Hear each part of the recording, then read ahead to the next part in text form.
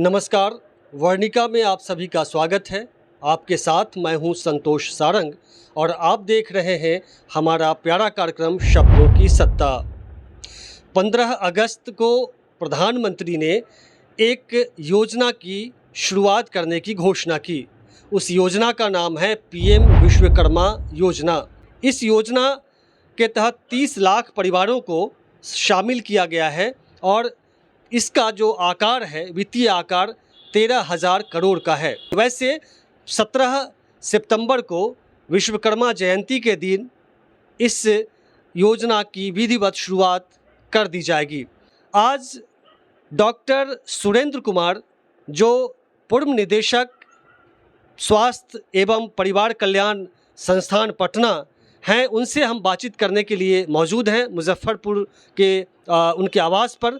हम उनसे बात करते हैं कि इस योजना के बारे में, सरकार ने जो यह योजना, महत्वाकांक्षी योजना शुरू की है और संविधान बदलने की जो बातें हो रही हैं, जो प्रधानमंत्री के आर्थिक सलाहकार परिषद के अध्यक्ष हैं विवेक देबराय ने जो बात कही है, और भी जो कुछ चीज़ें हैं उस पर वे क्या सोचते हैं। तो चलिए हम सीधे डॉक्टर सुरेंद्र कुमार जी से मिलवाते हैं और उनकी बात आप तक पहुंचाने की कोशिश करते हैं। पहला सवाल, प्रधानमंत्री ने पीएम विश्वकर्मा योजना की शुरुआत करने की घोषणा की है। एक तरफ एक बड़ी आबादी को एक झुंझुना पकड़ाने की कवायद चल रही है योजना के जरिए कि लो 1 लाख रुपए आप लेकर शांत रहो, और उनके अधिकारों को जो मजबूत करता है संविधान, उसको बदलने की भी बात हो रही है। इन तमाम मुद्दों पर आप क्या सोचते हैं? ये ऐसे समय में लाया गया है जब इस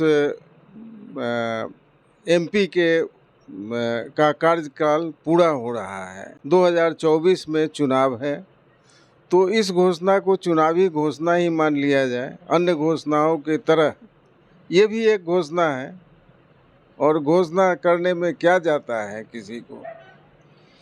और इस घोषणा को इतना डाइल्यूट किया गया है, इतना डाइल्यूट किया गया है कि इसमें कुछ है ही नहीं।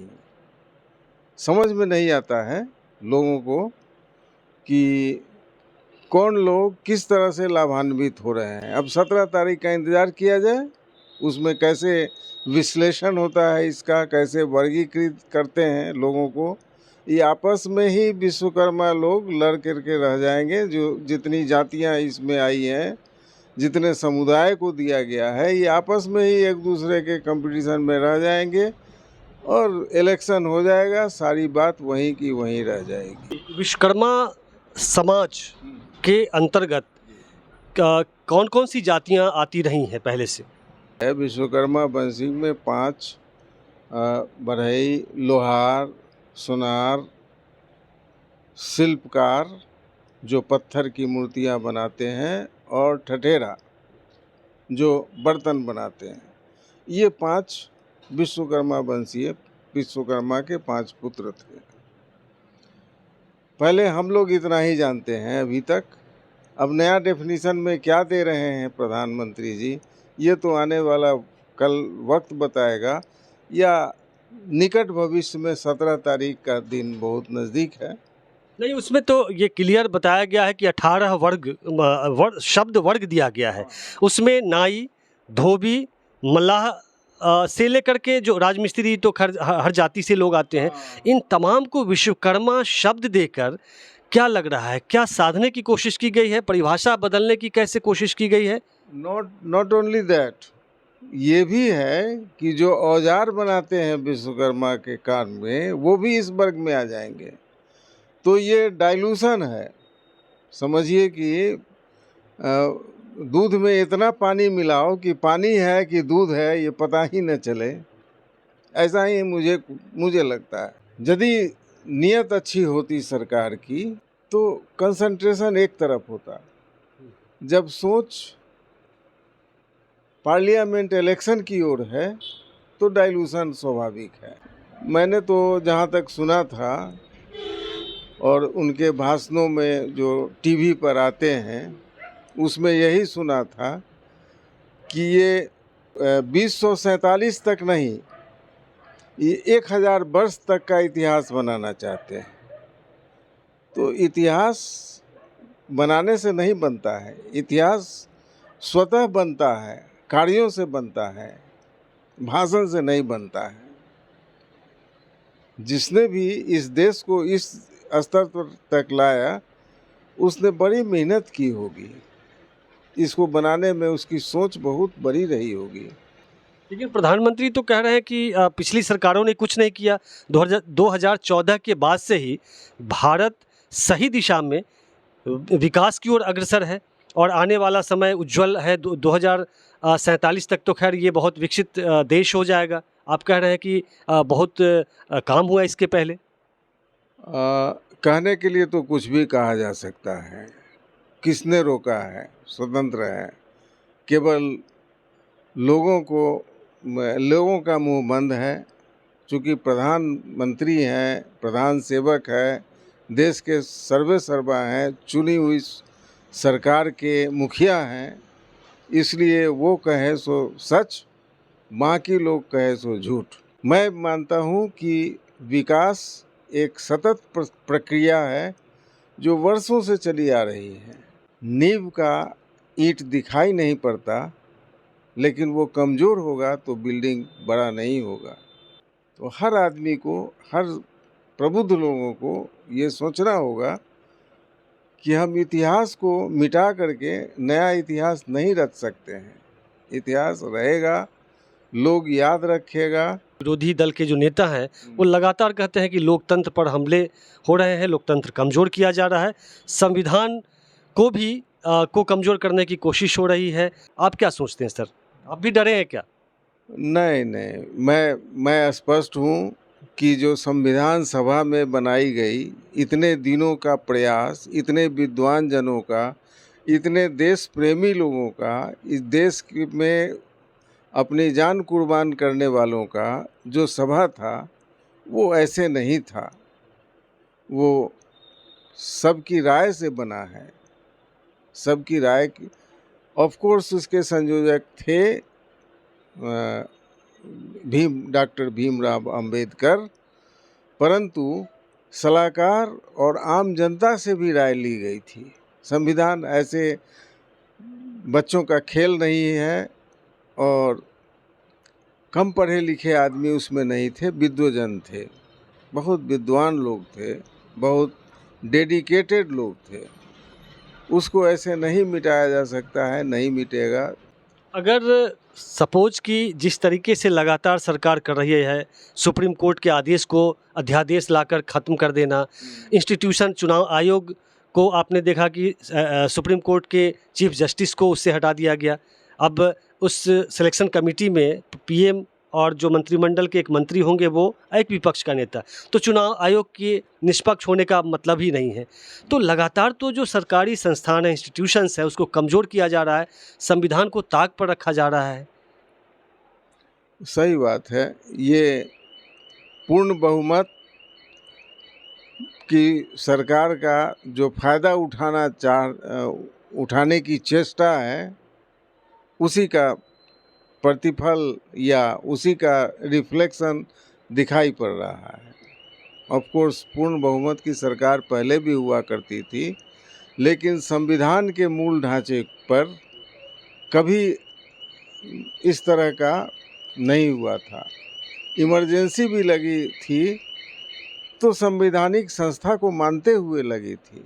इंदिरा गांधी ने जो किया, जिसका फल हुआ कि सरकार चली गई, तो ये बताता है कि उस समय भी संविधान और रूल माना गया। नहीं माना जाता तो कुछ नहीं होता। आपको क्या लगता है ये बार बार क्यों संविधान बदलने की बात कर रहे हैं? यदि संविधान बदल जाता है तो क्या होगा?